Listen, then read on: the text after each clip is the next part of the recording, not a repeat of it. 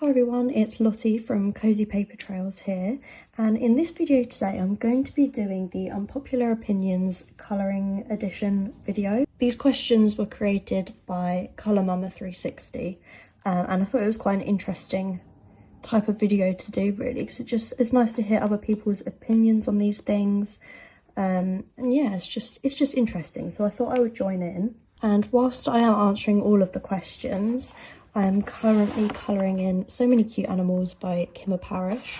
I'm working on this dog page at the moment using the Castle Art soft touch pencils. So I'm basically just going to be colouring while answering the questions, because there's not really like books and stuff to show you really throughout the whole of this video. There's not like much to show. So I'm just going to answer the questions. I've got them all written down. I just scribbled them on this notebook here. Oh, that's my cat. You can probably hear him in the background. He's about to go on my bookshelf. He liked biting my books. He'd stopped doing it and now he started doing it again, and yeah, it drives me mad. But anyway, let's just get to the questions. Question number 1 is, what's a super popular colouring book you just don't connect with? I'm gonna say Fairy Tales and Folklore by Emily Lederholt-Oberg, or if I'm pronouncing that right. But like, I do think obviously she's really talented illustrator and artist, and I can see why it appeals to people, but there's just something about that style that I don't really want to colour in. Like, it's just not really my type of colouring style, and I just don't think I'd enjoy colouring in it. I don't know why, so I just haven't bought it, and I'm not really interested in it either. And I feel like also what puts me off is her portraits. The faces look quite strange, like it's not really, I don't know, it's just not really my style, which is fine. But I think a lot of people do really love her artwork, and obviously I can understand why, but it's just not for me. So I've just decided not to buy that one. Question number 2 is, do you prefer simple or highly detailed pages? I would say sort of somewhere in between. I don't like really basic pages with like massive blank spaces that you've got to fill in. I'm not really a fan of doing backgrounds and stuff like that. That's just not really for me.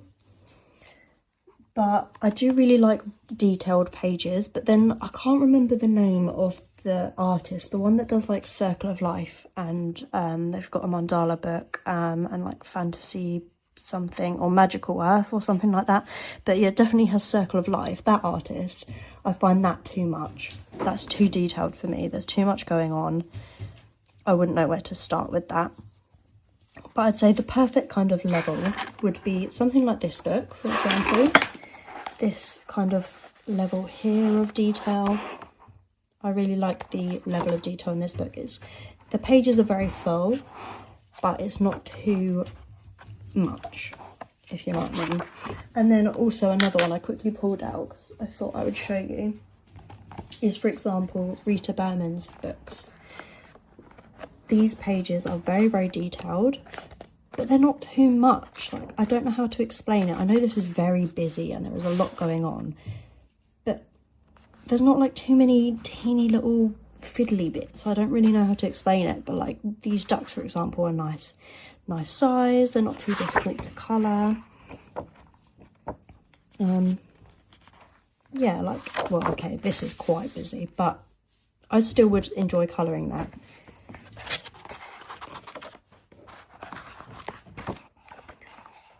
But I would definitely just say it's somewhere in between. I don't like too much detail, but I like there to be quite a lot of detail still, but just not over the top. Question number 3 is, do you prefer alcohol markers or coloured pencils? I would say definitely coloured pencils. I'm always going to be a coloured pencil girly. I do really like using alcohol markers, and I feel like there's a certain mood for them. Like, if I just really want to colour like big blocks of colour and like, you know, the cute and cozy kind of colouring books, if I just want to colour something like that and just chill, not really think about it too much, then yeah, I like alcohol markers for that type of colouring. But I feel like coloured pencils you can do so much more with, and like I would use coloured pencils on the top of alcohol markers. and things like that. I just feel like coloured pencils are a lot more versatile. I know you can create lots of cool effects with alcohol markers, but you can just do a lot more with coloured pencils in terms of blending, tiny details, different techniques, and yeah, and also coloured pencils can work on any type of colouring book, whether it's single-sided or double-sided, whereas alcohol markers you only want to use on single-sided books, otherwise obviously it will bleed through to the next page. So yeah, definitely I would say coloured pencils for me. Is it okay to have whips or no? Well, yeah, it's okay, because sometimes you're not in the mood to finish a page and that's fine, you can just leave it, or sometimes you just don't want to finish a page. I try and limit myself to the amount of whips that I have, so I only like to be working on sort of a maximum of 3 to 4 pieces at once. Otherwise I feel like I get quite overwhelmed and then I feel like I'm never going to come back and finish it. I obviously want to finish every page that I start, unless a page goes really wrong and I just really I'm not enjoying it, then I will just put it away. But yeah, if I had too many whips, I just get a bit overwhelmed, so I try and limit myself. But yeah, if you're happy with having tons and tons of whips, then yeah, go for it. I don't see any problem with having whips on the go. Number 5, what's one illustrator / style that isn't for you? Now, this one I know is a very, very popular artist, colouring book-wise, and in the colouring community. And I just have no interest in buying any of her books. They just don't appeal to me. I find them a bit boring, and I don't mean that in a horrible way. Like, her drawings and illustrations are amazing. I wish I could draw pictures like that, but I just don't feel like I want to colour it. And that is Hannah Carlson. But yeah, I don't want people taking that the wrong way, because I love her artwork. She's really talented, but I just don't want to colour it, and I don't find it appealing to colour either. And that's just my opinion. But I know she is very, very popular. Her books are super, super popular. And I would love to give a page a go, but I just don't want to spend that sort of money on her artwork when I feel like I wouldn't colour the majority of the pages. But yeah, she is very talented, but just not for me. Question number 6. Do you think adult colouring books are getting too repetitive? Sometimes, yes. I feel like some definitely are getting quite repetitive, especially when an artist is continuing to reproduce the same type of stuff over and over again. Like, some artists don't really branch out and they just keep coming up with the same type of books. I mean, that's fine, obviously that's their style and some people love it, but it does get a little bit repetitive. And the cute and cozy books that come out, they are very, very repetitive as well. There's not a huge like variety of those really. They're all quite similar to each other. But yeah, like, some artists come out with very different stuff, but yeah, there are some which do get a bit samey. Question number 7. Are limited edition / hard to find books overhyped? There's not really any that I've had my eye on that you can't really get hold of anymore, apart from the Rita Berman, like, Hidden Seasons and Hidden Ocean. They've gone way up in price because they're quite hard to find now, and I don't want to pay that sort of money for them. But no, I would say if you really, really want a book and you really like an artist, and yeah, then no, it's not overhyped. It just depends what type of style you like, and different books would be maybe overhyped to someone else. Like, if it's not their style, they would think it's overhyped. But in general, nah. Question number 8. Are colour-alongs overrated or underrated? I would say they're probably underrated, actually, because I find them... I used to follow some colour-alongs from A Colourful Country Life when I was kind of getting back into colouring, and I feel like they really helped me learn different techniques and learn what colours go well together and stuff like that. They really did help me learn. So I would say they are underhyped for that reason. I don't know how many people actually follow along with colour alongs, but I think they're a great idea, and they're definitely great if you're a beginner or just wanting to learn new techniques, or if there's like a certain page or book that intimidates you. It's quite nice to follow along with something and have that sort of guidance. So yeah, I think they're probably underhyped. Question number 9. What is your opinion on overconsumption in the colouring world?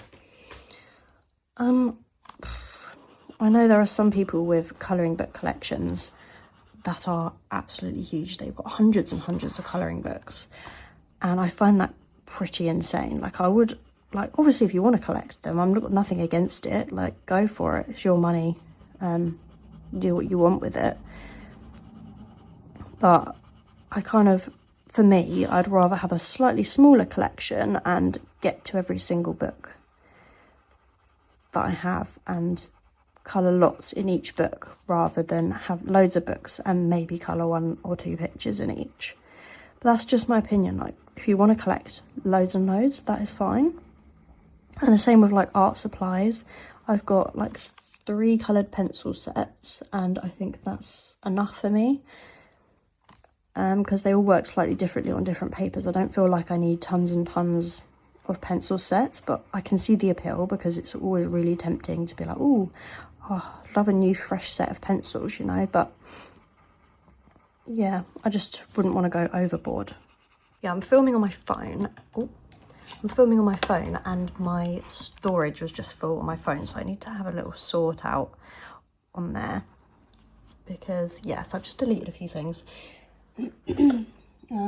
Where was I? Okay, let's just move on to the next one. Number 10. What's one popular supply that you don't think is worth the money? This is a hard one, because they could be worth the money to certain people, but for me personally, I'd say those huge sets of acrylic markers. I've got a set of 72, and that's enough for me to have enough colours to kind of add in certain details into images and things like that. But some people use the big sets for colouring in the Disney Colour by Numbers books, and I just find I don't enjoy using them for that. So for me, they would not be worth the money to buy a massive set. So I'm just going to go with that, because obviously it may be worth the money to some people, but just for me, it isn't worth the money. Purely for that reason, because I don't enjoy using them. I just find them really streaky when I use them. I know you have to build up more than one layer, but I just can't be bothered.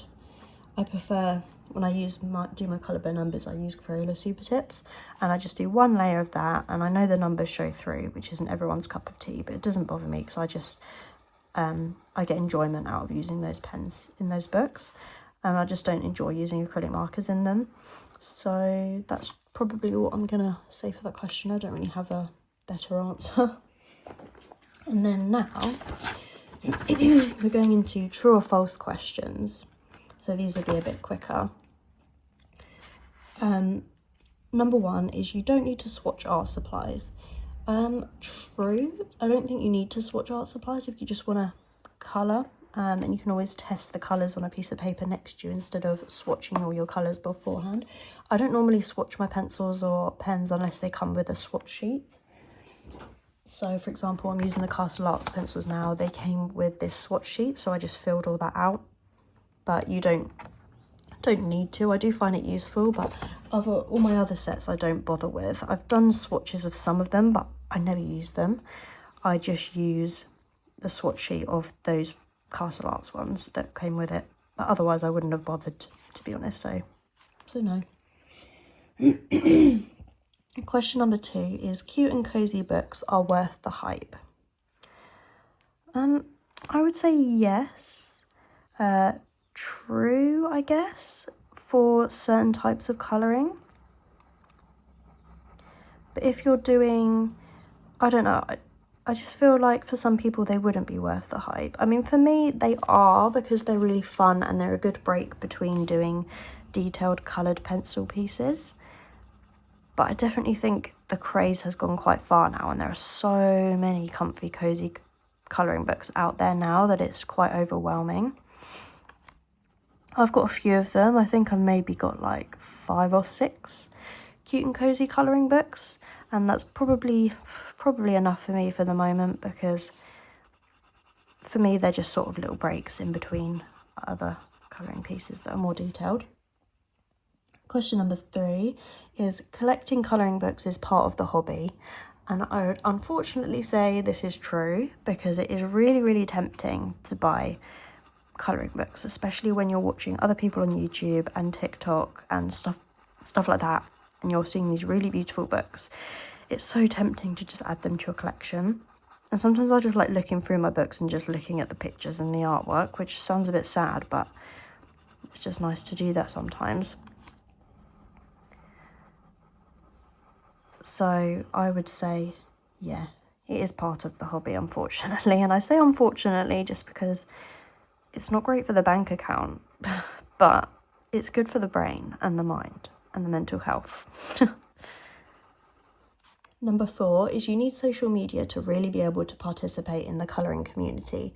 And I would say probably yes, it's true, just because then you can talk to people via social media. Obviously without social media you can still follow along with